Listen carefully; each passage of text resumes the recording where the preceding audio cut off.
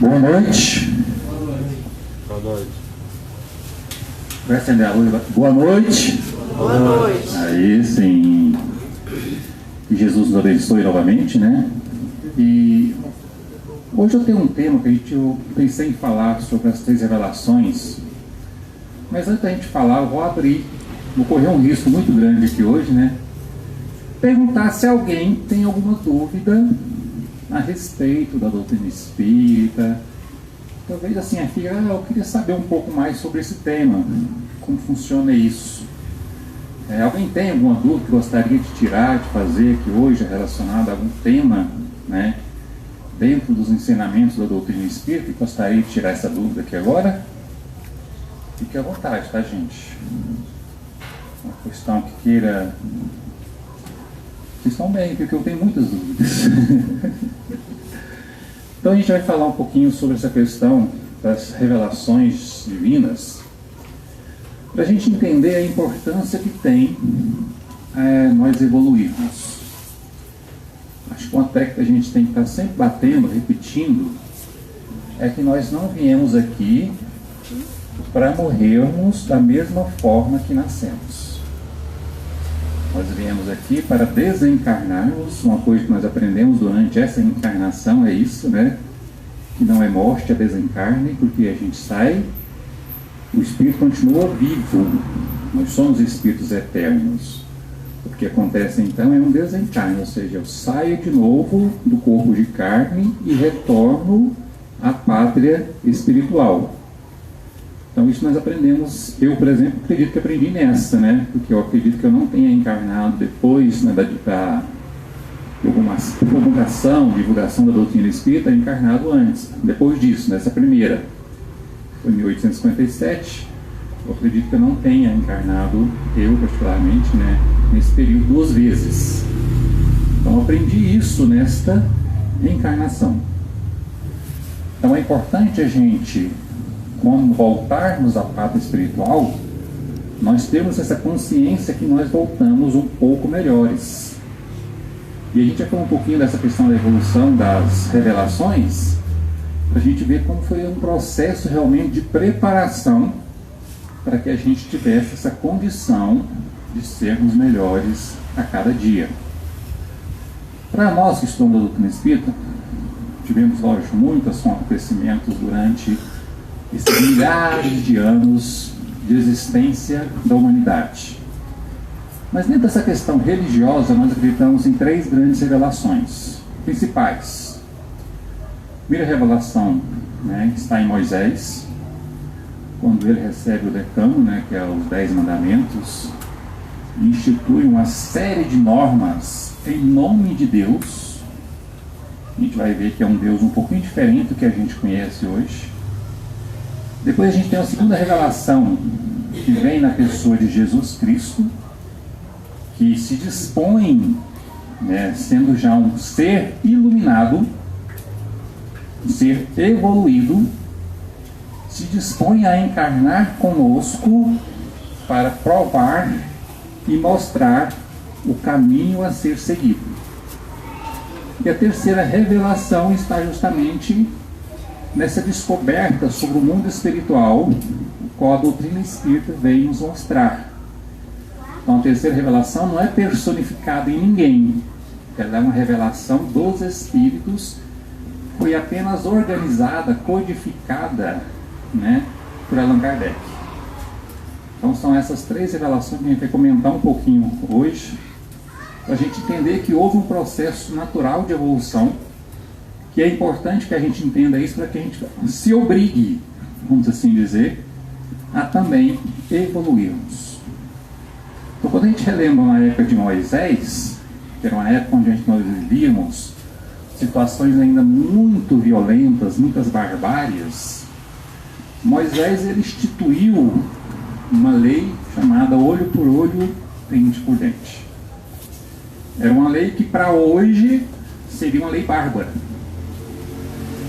Porque para hoje, quando a gente entende sobre o perdão, sobre o amor ao próximo, sobre compaixão, tolerância, uma lei que fala olho por olho, dente por dente, é uma lei muito agressiva.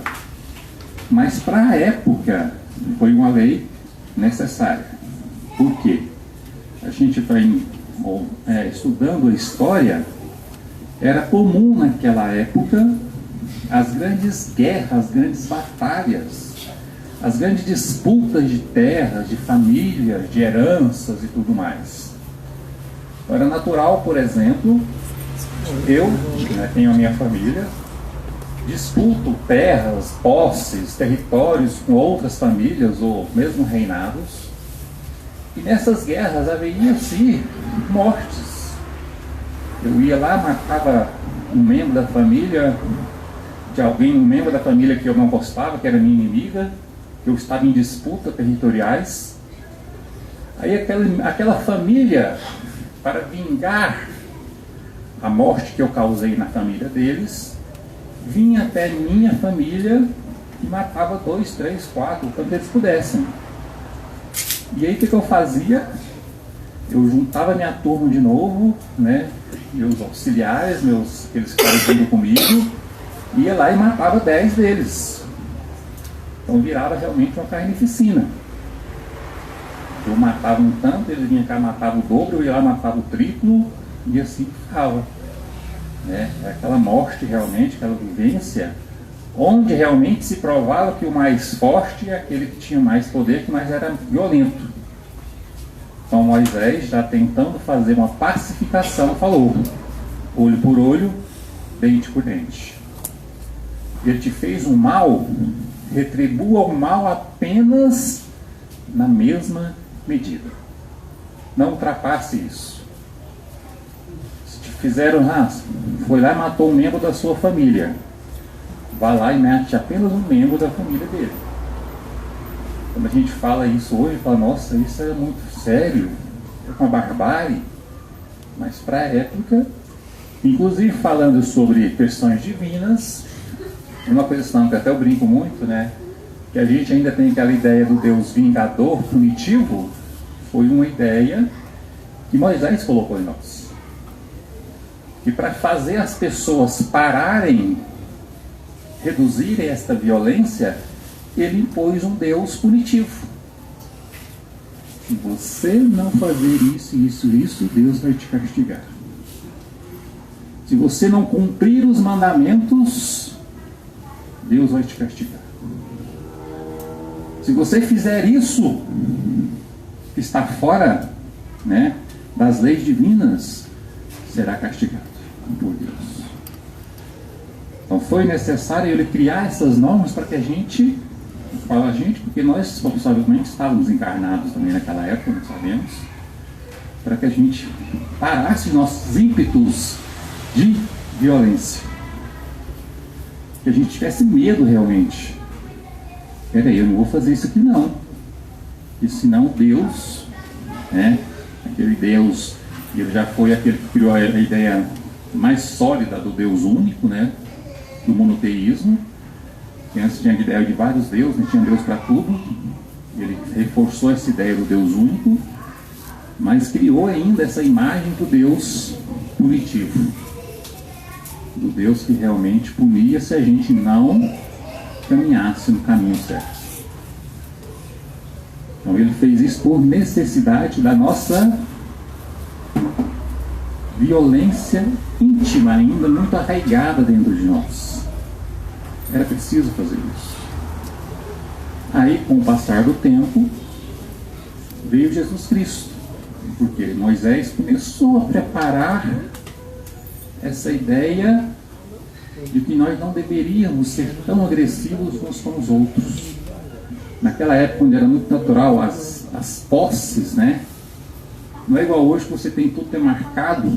A gente sabe que hoje ainda tem muitas situações, infelizmente, ruins, mas hoje é tudo dentro da lei. Não, essa casa é minha. Este terreno aqui do centro espírita está demarcado, está registrado, é dele. Ninguém vai vir cá e tomar isso de ninguém. Naquela época era comum acontecer isso. Aquele que tinha mais força chegava e falava: vou tomar posse disso aqui para mim. Aquele que não tinha condições tinha que sair. Então Moisés falou: opa, peraí, somente aquilo que é seu, dentro do seu direito, dentro dessa lei do olho por olho, dente por dente. Não vamos fazer mais do que isso. Então a gente já começou a preparar, né, um povo e criou a ideia, né, da terra prometida, que foi a primeira ideia de paraíso. Vou levar um povo, aquele povo que me seguir, para este local onde todos serão felizes. Começou a preparar em nós essa ideia de um lugar, né, que todos nós seremos felizes.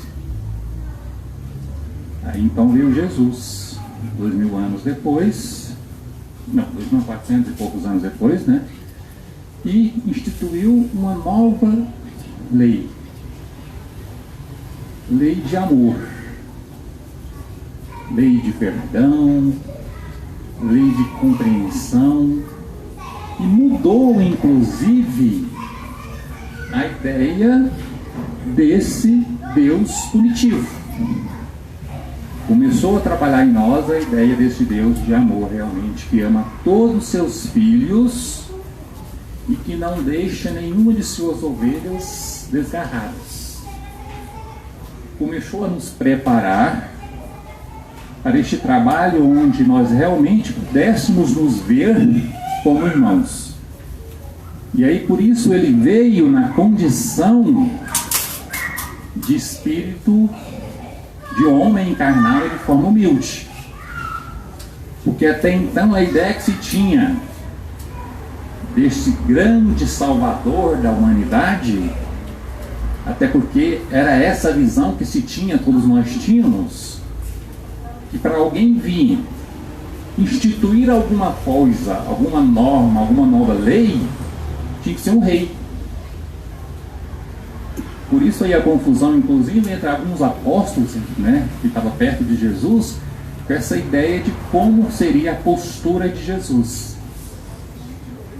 Porque a ideia que se tinha é que ia chegar alguém que ia dominar todo mundo e ia impor uma nova lei de amor. Mas aí Jesus veio nos mostrar, com o próprio exemplo, que o amor não se impõe. O amor se conquista. O amor se compartilha. Então, ao invés de vir como um grande rei, ele veio como um homem simples, nascido entre os humildes, em toda a história do nascimento de Jesus, né? Para comprovar que o processo da grande riqueza, do grande valor, do grande poder, já não é mais o externo, que até então era uma visão que todos nós tínhamos, de que o importante era ter. Jesus veio transformar essa ideia da importância do ser. Então Jesus não se preocupou em ter nada, mas ele se preocupou em ser o caminho, através das suas ações. E acho que todos nós temos o conhecimento da história de Jesus, de várias situações que ele passou, onde ele sempre pregou essa questão de humildade. Mas também ele pegou uma situação de um comportamento direcionado para o bem. Talvez não, com certeza, né? Isso não é nem talvez, é certeza. Jesus iniciou esse processo dentro de nós da prática do bem. Pagar o mal com o bem. Se lhe bate uma face, mostrai a ele a outra face. Perdoai para que Deus vos perdoe. Então ele veio realmente mostrando que a felicidade não é deste mundo. Qual mundo Jesus estava se referindo? Não é aquele mundo onde as pessoas achavam que tudo se tinha, é que é a razão de ser. Eu existo para ter. Essa era a visão que eu tinha antes. Por isso a ideia das conquistas.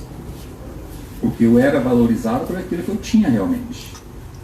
Então, quanto mais terras, quanto maiores as terras de um reinado, mais forte ele era, mais poderoso ele era visto. Aí Jesus veio falando, não, a felicidade não é deste mundo material. E aí ele falou, dando continuidade àquilo que Moisés já tinha dado uma primeira ideia do paraíso. Existe um mundo onde nós seremos todos felizes, mas não é neste aqui. Nos dando uma ideia de falar, mas onde será esse mundo então? É o mundo no reino de Deus? Ainda talvez, porque a gente era muito ignorante, não tinha como conhecer, entender todas essas coisas, dando uma ideia também de local.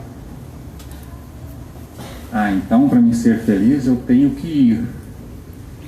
Mas mudou muito, porque antes era aquela ideia impositiva do Deus te castigava, ou você vai para cá, você faz tudo e eu te castigo, ou você caminha no caminho reto e eu vou te levar para outro lugar. Mas Jesus já começou a nos preparar mais ainda para a ideia da conquista. Não era mais a questão que Deus vai me colocar, é eu que vou fazer realmente por merecer ir. Então é por merecimento. E ele fez realmente todo esse trajeto conosco.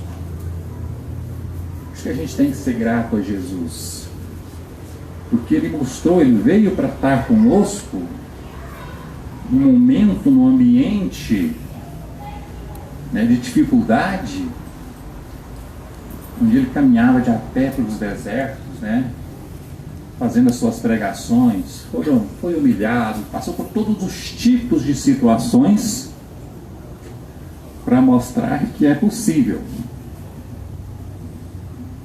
Alguém tão elevado, vamos dizer assim, entre aspas, passou por situações tão humilhantes. Humilhantes na visão que a gente tinha ainda da questão externa, que para ele era natural, porque na visão de Jesus, nesse entendimento que ele já tinha, é um ser evoluído, nada que ele passou foi humilhante. Degradante foi para quem o fez passar por aquilo. Eu até brinco muito na função de Pilatos, por exemplo. Eu acho que Pilatos é um dos espíritos que mais deve se arrepender. Se arrependeu quando voltou à sua própria consciência. Porque Pilatos, se a gente for analisar alguns traços de Pilatos, não era uma pessoa tão má, mas ele foi muito omisso. Tanto é que na questão de Jesus, a crucificação, ele lava as mãos. Então, várias outras situações você vai observar que ele tinha medo de perder o poder. Então ele sabia que se ele tomasse algumas atitudes em prol de Jesus Cristo, Roma ia tomar seu poder. Mas ele já começava a entender os traços de Jesus, os caminhos de Jesus, as ações de Jesus como coisas boas. Só que ele não quis dar o braço a torcer. Falou, não, se eu for por este caminho eu perco o meu poder. Então tem que mostrar força. Mais uma vez aquela ideia ainda do poder externo. Então fala que quando ele deve ter pegado a consciência, falou, nossa, eu tive com Jesus, tive a oportunidade de dar meu testemunho com ele, eu já tinha essa visão, já consegui enxergar alguma coisa. Inclusive porque a gente tem história, eu não lembro agora qual é o nome da esposa de Pilatos, surgiu o nome, que era uma mulher muito boa. Então ele convivia com essas pessoas boas já. Mas ele não se deixou, porque ele achava que se ele tivesse poder ele estaria perdendo tudo. Então Jesus veio mostrar isso. Aí chegou a doutrina espírita. Primeira grande mudança da doutrina espírita em questão das revelações. Não é personificada em ninguém. Que a primeira personificou-se em Moisés, uma pessoa que veio trazer. A segunda personificou-se em Jesus, outra pessoa, embora um espírito evoluidíssimo, espírito de luz, Cristo, mas também uma pessoa personificada. A doutrina espírita não. Ela veio uma doutrina dos espíritos. E a pergunta que a gente faz: quem são os espíritos? Todos nós somos espíritos. Então essa já é a visão que a gente tem que ter, que a responsabilidade de transformação do mundo não é mais só de um ou de um grupo, mas sim de todos nós. Quando nós falamos dentro da doutrina espírita do processo de transição planetária, não é um processo que vai vir e chegar até nós. É um processo que nós vamos construir para chegar até ele. Então é nossa responsabilidade fazer esse processo de transformação no nosso planeta. Não é o planeta que vai mudar para nos transformar. É nós que temos que nos transformar para mudar o planeta. Então a responsabilidade é nossa. Primeira coisa que é um ensinamento que a doutrina espírita nos traz. Não é mais um único ser. Lógico que tem aqueles que destacam, né? O próprio Allan Kardec ficou encarregado de codificar todos esses ensinamentos. Depois nós temos exemplos de Chico Xavier, de Valdo Franco, vários outros grandes ícones da doutrina espírita, e vários outros ícones de outras religiões que fazem um trabalho maravilhoso também, tá? Que a gente tem que ter esse cuidado, porque como não é personificada em pessoas, a salvação do mundo também não é personificada em religiões. Não é a religião que vai salvar. É o conhecimento da religiosidade, das questões divinas, levado ao interior de cada um de nós, é que vai nos levar a essa condição de salvamento de todos. Então existem vários outros responsáveis aí destacando na Igreja Católica, Evangélica, em todas as outras, umbandistas, né? Candomblé, várias outras denominações que fazem trabalhos excelentes de transformação da humanidade. Mas eles são apenas pontos de referência, porque nós ainda precisamos disso. Mas a responsabilidade que nós temos que entender é de todos nós. A ação nossa, né? Então, nós é que vamos fazer essa ação de transformar o mundo. Então eu fico muito preocupado muitas vezes que a gente fala assim, né, em regeneração. Esse mundo é regenerado. A gente dá aquela ideia, né, até por causa dessa ideia, da ideia de Moisés e de Jesus, que vai chegar esse mundo até nós. Não é assim. É nós que temos que construir esse mundo. Então a doutrina espírita veio primeiramente já com essa ideia. Não é mais responsabilidade do outro, é responsabilidade de todos nós. E a doutrina vem com algumas questões mais fortes ainda. O lema dela é: fora da caridade não há salvação. E a caridade, segundo Kardec, é perdão das ofensas, indulgência com as imperfeições alheias, benevolência para com o próximo. Então essa é a verdadeira caridade. Eu tenho que perdoar as ofensas. Compreender que aquele irmão que me ofendeu é um irmão que está na caminhada comigo. Passivo de erro, como eu sou também passivo de erro. E a gente complementa quando eu falo perdão das ofensas, não é só para o outro, mas comigo também. Perdoar-me a mim mesmo pelos meus erros, pelas minhas faltas, num processo de compreensão, que eu estou nesse processo de aprendizado, mas sempre num processo de autocobrança. Eu vou me perdoar porque eu errei, mas eu vou aprender com esse meu erro e vou tentar não errar mais. As palavras de Jesus para a mulher adúltera devem estar na nossa mente. Assim como eu tenho que falar para o outro: eu te perdoo, vai, não peques mais, eu tenho que falar para mim mesmo: eu me perdoo, mas eu não vou pecar mais. Trabalhar cada erro para que aquele seja o último daquela forma. É lógico, gente, que no processo que nós vivemos cometeremos vários erros. Por isso, quando Jesus fala, perdoai cada erro 70 vezes 7 vezes, e a doutrina, né, a gente brinca que é 7 vezes cada pecado, serve para nós, porque nós vamos pecar muito ainda. É um processo constante de vigilância. Não é comodismo. Eu aprendi na doutrina espírita que errar é humano, é natural, faz parte do processo. Mas continuar no erro não é nem burrice, como a gente fala muitas vezes no ditado popular.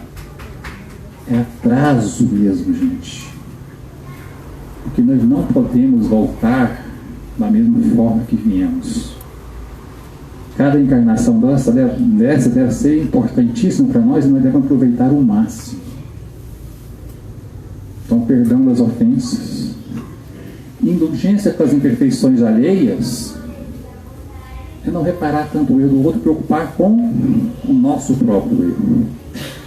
Que assim como aconteceu com Jesus, ele não se doía por ele estar sofrendo as humilhações.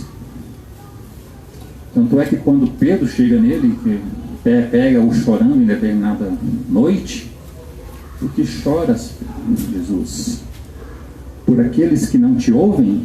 Não, eu choro por aqueles que me ouvem, mas não me seguem.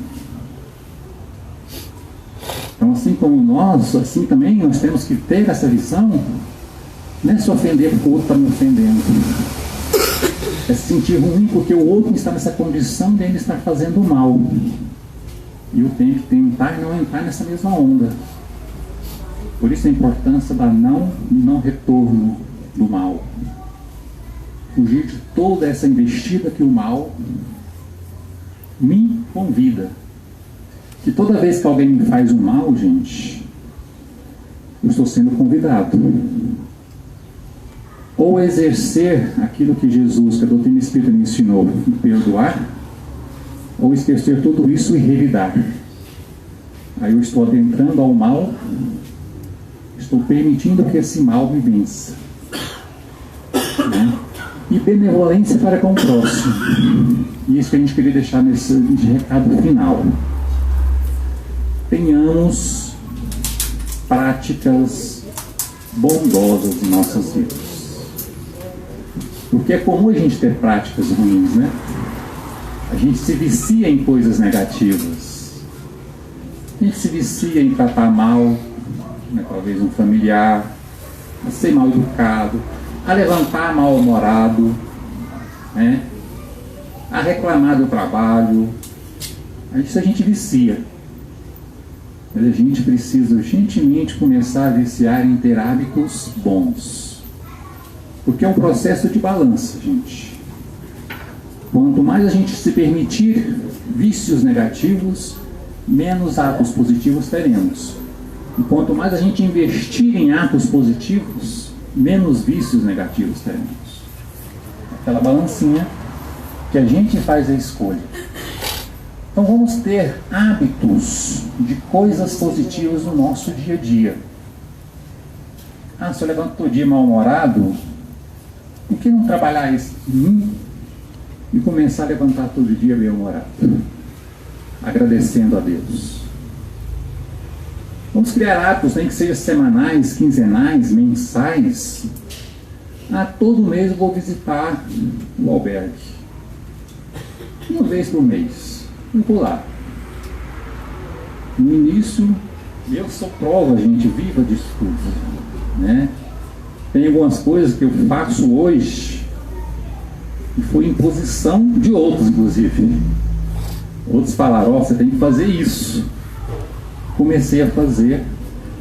E hoje talvez a gente tenha um amor grande por aquilo que a gente faz por causa dessa imposição, que no início é sacrifício. Uma coisa que eu sempre falo, o bem inicialmente ele é sacrificial, porque a nossa visão é essa, né? Para nós ainda é sacrifício sair de nossas casas e visitar lá no albergue, ou visitar numa creche, ou levar uma cesta básica para alguém, porque você tem um esforço de sair da sua casa para ir até lá. Com o passar do tempo, isso passa a ser prazer. Você tem alegria em fazer isso. Então, por isso, a nossa última recomendação é essa. Crie hábitos bons na vida de vocês. Para que a gente possa ter esses hábitos e começar a essa balança do bem ficar um pouco mais pesado do que a balança do mal. Porque a gente ainda carrega os dois. O processo é esse de vitória. Então, se a gente começar a ter mais um, vai diminuir o outro. O ditadinho, né, do índio, né, do chefe índio, né, a gente tem 2 cachorros ferozes dentro de nós. Um cachorro do bem e um cachorro do mal. E eles estão sempre brigando. Vai vencer aquele cachorro que nós melhor alimentarmos. Para que a gente possa alimentar melhor o nosso cachorro do bem. Para que ele sempre esteja vencendo essa luta. E aí sim, quando nós retornarmos à nossa pátria espiritual, nós encontraremos aquele paraíso iniciado lá por Moisés, reforçado por Jesus, e que mostra de maneira clara pela doutrina espírita, que é a consciência tranquila. Então a doutrina espírita vem nos mostrar que o paraíso não é um local, é um estado, é uma condição. Missão cumprida. Eu estou feliz porque eu fiz a minha parte, cumpri a minha missão, a minha consciência está tranquila. Esse é o paraíso real. Esse é o paraíso que eu determino, inclusive. É uma escolha minha. Eu que defino quando eu entrarei nesse paraíso ou não.